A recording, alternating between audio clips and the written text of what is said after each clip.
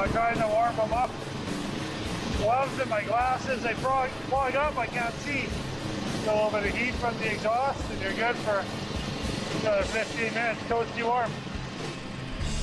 Mike and Justin's battle against the deep freeze is punishing for both man and machine. Well, 2 hours later, we're ready.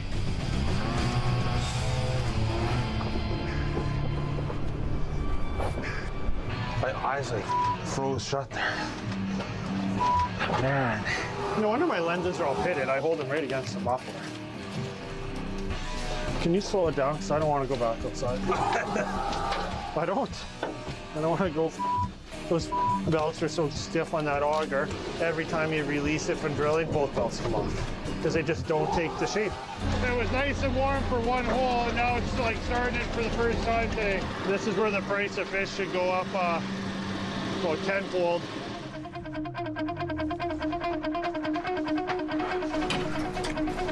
There's some hot soup here, so don't spill it on yourself. Fish in that front up there are freezing just sitting on the floor. I know.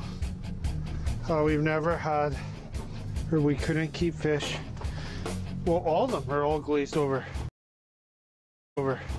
How do the animals do it? Like, there's not even birds flying around today. No. This is working for your money today. The cold seems to be winning. We've never had it where the wood stove's roaring and the table. Oh, wait. Never is it full of ash. This lifting table here, so the aluminum stays really cold, but it's just so goddamn cold today that the water hits it, freezes instantly, rips it out of the net.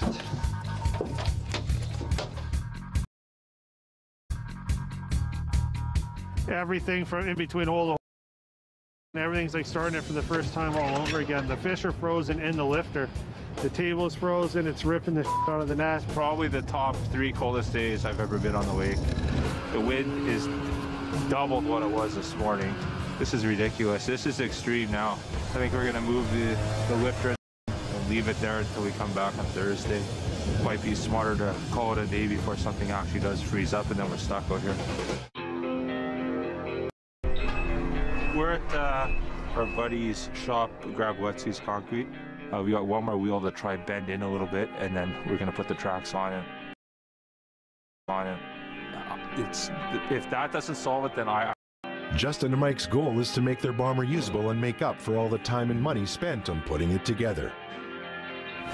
This was their same goal the last time they had it all together, but the sprocket connected to the differential is sitting too high.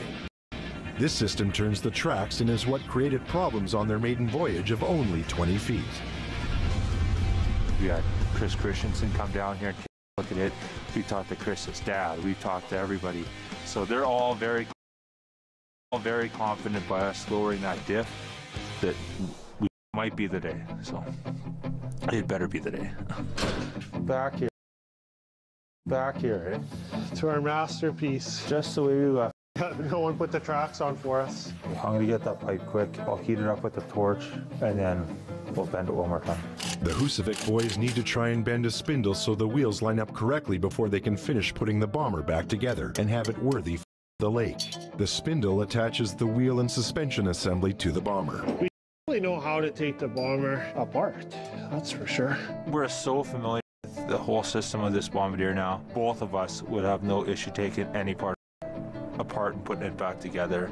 On here way too tight. Chris Christensen told me at one point everything will break. They got part B.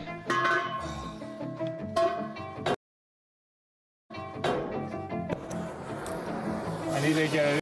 It keeps going back to the first spot and it kind of pushes the heat. The intense heat will weaken the metal enough to bend it back to the right position. When you're heating something like that, you just want to get it orange, the whole spindle before you try and move it. That definitely. I'm just going to hold it here though. Okay, take it off. That definitely looks like it moved. Justin and Mike must wait for the spindle to cool then they'll find out if it worked and things line up properly. maybe holding it with the bar for a few minutes at the end, help doing that, and then instead of throwing water on it. You never want to do that, it'll probably in it, but there's no other choice. Okay, put that piece on. We're putting this piece on. We're gonna put that track on, then we're gonna put her to the floor.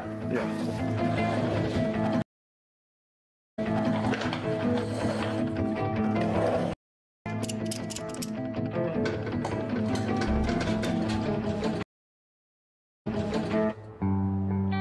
I wonder how the old ice house is here, and look at what they've done with it. 3 generations of Christiansens explore their family history at the New Iceland Heritage Museum.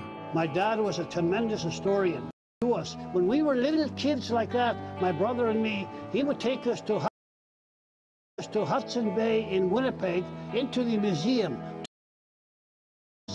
How do you know where you're going if you don't know your history? Yeah, the history, yeah. That's right. Robert and Chris Christiansen on a tour through the Gimli Visitor Center, taking in a history of their family and the industry. Here's your families. See here? What is that? Christensen fish. There you are. There's your heritage. Yeah, eh? Yeah. So, Devin, if you're ever wondering where you came from, you just knock on the museum door, ask Bill to let you in, and you stand in front of this board for 5 minutes, and you'll know everything you want to know. Us, 3 generations here, from the start to here to what we're at right now on the ice. It's all right here. Here is an old picture of 1910.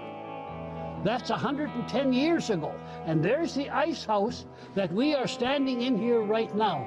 As the tour goes on, it's evident that knowing your history is important, giving future generations knowledge and information of how things were, and the opportunity to improve on what has been developed thus far. So, Grandpa, how many jiggers they had to lose before they made the knockers? My dad followed the jigger with no knocker on it. Yeah, that's... I don't... Yeah, I don't even understand. So he kind of lost a little bit. And yeah, but he was pulling the net under by hand over his shoulder at the same time as following the jigger about something. Yeah. He says over the shoulder, you're looking... No. So there's 2 ways you can invent your own way. Jean and Candace's time spent filling in the crack has paid off, and it's smooth sailing to their nets. An extra precaution, they leave their bomber behind and cross the crack with snowmobiles, along with some newfound help. Son Alec is out, and he's helping us, which is... He's off for school break now, and he wants to come out, and yeah, all hands on deck. We need the extra help. With their 16-year-old son Alec out to help, some pressure is relieved on the fatigued couple as they teach him the ropes, hoping he has what it takes. It's nice to see them growing and experiencing fishing. Need to see a sign of fish.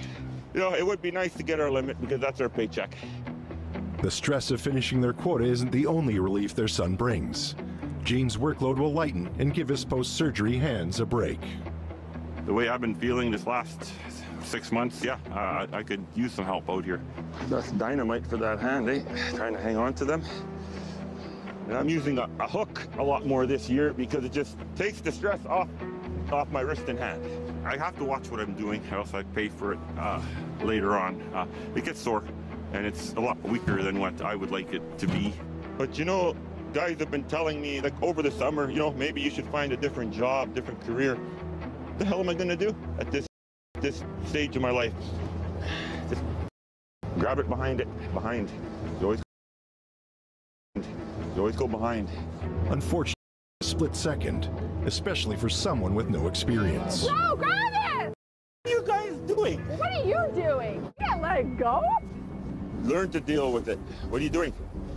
Dad was distracted, and then Mom was pulling it in. The bridle just about went under, and Alec, he sprung on it like a cat. He got it. He saved the day. Just about went under. Well, but it didn't. He jumped, he got it. Alec proves he's got what it takes with a split-second reaction. After a memorable learning moment, the training continues. Okay, bring up that line right away. Then you spool it up here. Easy to pull for the first part of the net. Backwards like that. Many guys have slipped and hit their heads. Pull. Give it a pull. Here, see his gills? Remember I tell you, you gotta Tell you, you got to clear the gill plates and gills.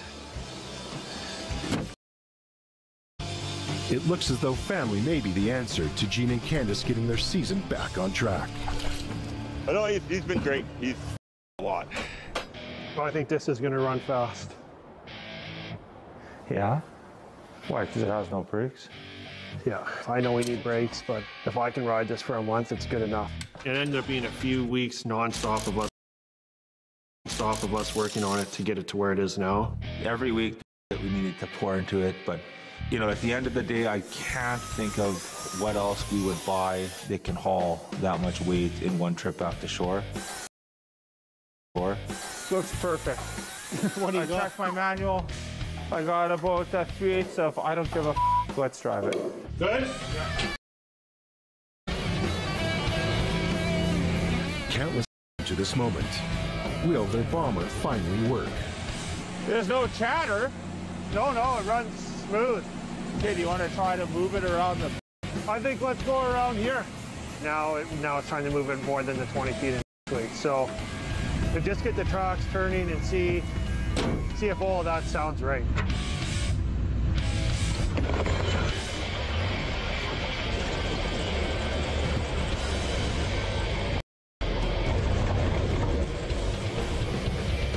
I think success.